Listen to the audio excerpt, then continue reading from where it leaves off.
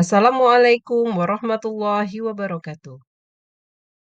Salam hangat dan bahagia Bapak Ibu calon guru penggerak.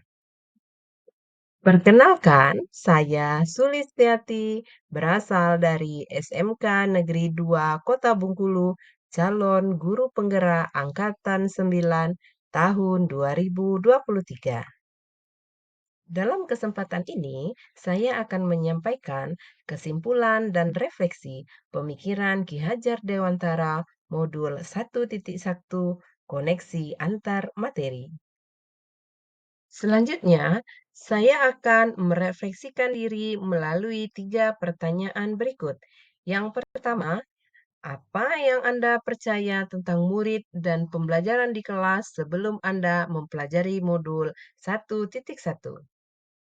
Menurut pemikiran Ki Hajar Dewantara, dalam konteks pendidikan, menuntun segala kekuatan kodrat yang ada pada anak-anak agar mereka dapat mencapai keselamatan dan kebahagiaan yang setinggi-tingginya. Pada dasarnya, guru hanya bisa menuntun, mengayomi, memberi contoh, membangun semangat, dan memotivasi anak seperti semboyan Ki Hajar Dewantara. Ingarso Sungtulodo, Ing Madyo Mangunkarso, dan Tuturi Handayani. Semboyan Ki Hajar Dewantara tersebut perlu kita pahami dan kita laksanakan untuk membawa perubahan pendidikan menjadi lebih baik. Menurut Ki Hajar Dewantara, pendidikan adalah tempat persemaian benih-benih kebudayaan dalam masyarakat. Pendidikan dapat menjadi ruang berlatih dan bertumbuhnya nilai-nilai kemanusiaan yang dapat diteruskan atau diwariskan. Sebelum mempelajari modul 1.1 mengenai refleksi filosofi pendidikan nasional Ki Hajar Dewantara, sebagai guru saya meyakini beberapa hal sebagai berikut. Yang pertama, guru sebagai penentu keberhasilan murid. Saya menganggap bahwa guru merupakan sentra dalam pembelajaran, maka guru dituntut untuk menguasai teknik dan pendekatan pembelajaran agar mampu mengolah kelas dan muridnya. Murid menunggu dan menerima materi dari guru. Yang kedua, memandang anak-anak sebagai gelas dan kertas kosong. Dalam hal pembentukan karakter, saya sering memperlakukan anak-anak layaknya kertas kosong. Hal-hal yang saya anggap baik, itulah yang perlu saya coretkan pada anak-anak. Saya menganggap bahwa watak mereka akan terbentuk melalui didikan saya. Ketiga, memandang semua anak itu sama.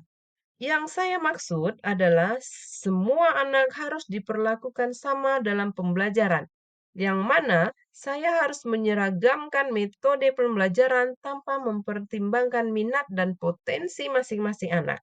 Di sisi lain, dengan menyeragamkan metode pembelajaran, maka saya tidak perlu disebutkan dengan pengelolaan pembelajaran dalam kelas. Keempat, saya adalah penguasa kelas. Saat melaksanakan pembelajaran, saya menganggap bahwa siswa harus mengikuti aturan saya dalam pembelajaran. Saya punya kewenangan sepenuhnya untuk mengatur kelas menurut apa yang saya anggap baik. Jika ada yang melanggar aturan yang saya buat dalam pembelajaran, maka saya berhak memberi hukuman. Kelima, fokus saya adalah mengajar. Yang saya maksud adalah saya lebih berfokus menyelesaikan materi dalam ketuntasan anak-anak pada KKM, serta pada aspek kognitif siswa semata. Nilai adalah prioritas saya.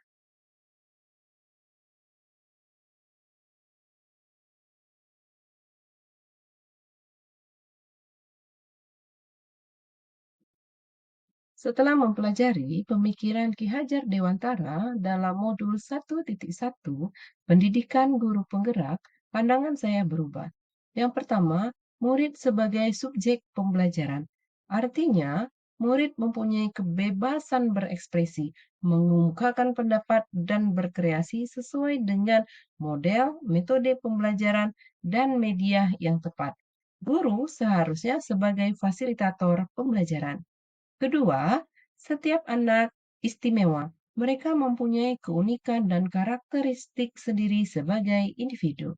Ketiga, pembelajaran yang guru lakukan harus berpusat pada siswa, sehingga akan mengembangkan minat, motivasi, dan kemampuan individu menjadi lebih kreatif dan inovatif. Keempat, tugas saya selain mengajar adalah mendidik. Mengajar hanya berfokus pada hal-hal yang bersifat lahiriah atau fisik, sedangkan mendidik berfokus pada hal-hal yang bersifat batiniah atau mental. Selain itu, mengajar hanya bertujuan untuk mencapai nilai atau grades, sedangkan mendidik lebih diarahkan pada pengembangan nilai atau value pada anak.